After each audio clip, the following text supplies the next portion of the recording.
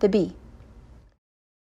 And thy Lord taught the bee to build its cells in hills, on trees, and in men's habitations, then to eat of all the produce of the earth, and find with skill the spacious paths of its Lord. Al-Quran, chapter 16, verses 68 through 69. Von Frisch received the Nobel Prize in 1973 for his research on the behavior and communication of bees. The bee, after discovering any new garden or flower, goes back and tells its fellow bees the exact direction and map to get there, which is known as bee dance. The meanings of this insect's movements that are intended to transmit information between worker bees have been discovered scientifically using photography and other methods.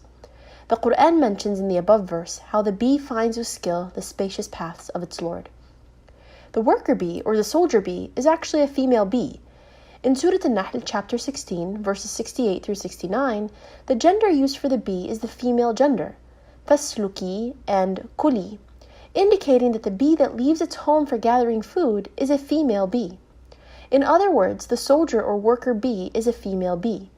In fact, in Shakespeare's play Henry IV, some of the characters speak about bees and mention that the bees are soldiers and that they have a king. That is what people thought in Shakespearean times. They thought that the worker bees are male bees and that they go home and are answerable to a king bee. This, however, is not true. The worker bees are females and they do not report to a king bee but to a queen bee. But it took modern investigations in the last 300 years to discover this.